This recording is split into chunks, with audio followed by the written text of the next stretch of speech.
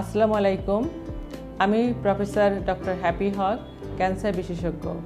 আজ আমি আপনাদের ব্রেস্ট ক্যান্সার অ্যাওয়ারনেস বা সচেতনতা নিয়ে কিছু কথা বলবো।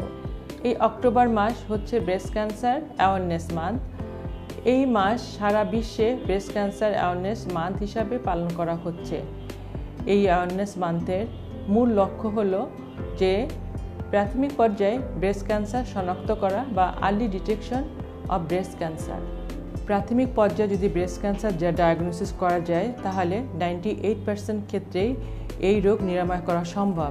এই তথ্য থেকে আমরা খুব সহজেই বুঝতে পারি যে কেন ব্রেস্ট ক্যান্সার আর্লি ডায়াগনোসিস করা প্রয়োজন।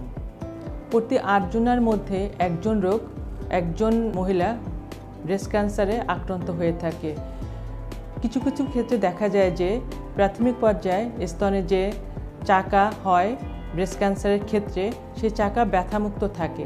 এই ব্যথামুক্ত থাকার কারণে রোগীরা ডাক্তারের শরণাপন্ন হয় না। তারা মনে করে যে এটাতে তো কোনো ব্যথা নেই, কাজে এটাতে কোনো ধরনের খারাপ কোনো কিছু হবে না। কিন্তু এই রোগী পরে যখন ডাক্তারের কাছে যায় তখন এটা অ্যাডভান্স স্টেজে চলে যায় এবং এই অ্যাডভান্স স্টেজে যাওয়ার কারণে তার সার্ভাইভাল বা মৃত্যুর ঝুঁকি অনেকখানি বেড়ে যায়।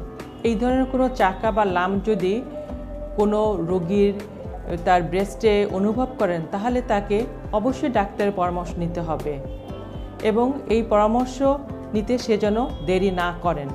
স্তন ক্যান্সারের এই লাম্প বা চাকা ছাড়াও আরও কিছু লক্ষণ আছে, যেমন স্তনের চামড়ায় ভাঁজ পড়া বা কুঁচকে যাওয়া বা টোল পড়া। মনে হবে যে গালে যেরকম টোল পড়ে না ওইরকম স্তনেও টোল পড়ে, এটাও একটা ব্রেস্ট ক্যান্সারের লক্ষণ। এছাড়া স্তনের বোটা ভিতরে বসে যাওয়া, মনে হবে যে বোটা ছোট হয়ে গিয়েছে এবং অনেক সময় বোটা থেকে রক্ত বা রস পড়তে থাকে, এগুলো ব্রেস্ট ক্যান্সারের লক্ষণ। অনেক ক্ষেত্রে বগলেও চাকা অনুভব করে কোনো পেশেন্ট। অনেকের আবার স্তন লাল হয়ে যায় এবং ব্রেস্টের আকৃতিও অনেকের পরিবর্তন হয়। কারো চামড়ায় এমন হয় যে মনে হয় যে এটা কমলা লেবুর খোসার মতো। কোনো পেশেন্ট বা কোনো রোগী যদি এই লক্ষণগুলো থাকে বা এই সমস্যার সম্মুখীন হন তাহলে তাকে অবশ্যই ডাক্তারের পরামর্শ নিতে হবে। কিভাবে আমরা আর্লি ব্রেস্ট ক্যান্সার ডায়াগনোসিস করব? আমরা স্ক্রিনিং মাধ্যমে আর্লি ব্রেস্ট ক্যান্সার ডায়াগনোসিস করতে পারি। এই স্ক্রিনিং 3 ভাবে করা হয়। 1 নম্বর হলো সেলফ ব্রেস্ট এক্সামিনেশন, অর্থাৎ নিজের ব্রেস্ট নিজে পরীক্ষা করা।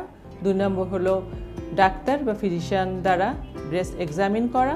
3 নম্বর হলো ম্যামোগ্রাম বা আল্ট্রাসোনোগ্রাম দ্বারা ব্রেস্ট চেক আপ করা। এখন বলছি 1 নম্বর, কিভাবে নিজের স্তন নিজে পরীক্ষা করা যায়। এটা শুরু করতে হয় 20 বছর বয়স থেকে। মাসিক যখন ভালো হয়ে যাবে তার 7 দিন পরে নিজের ব্রেস্ট নিজে পরীক্ষা করতে হয় এবং যাদের মাসিক বন্ধ হয়ে গেছে অর্থাৎ যারা মেনোপজ আছেন তারা প্রত্যেক মাসে একটা নির্দিষ্ট তারিখে নিজের ব্রেস্ট নিজে পরীক্ষা করবেন। 2 নম্বর হচ্ছে যে চিকিৎসকের মাধ্যমে ব্রেস্ট পরীক্ষা করা।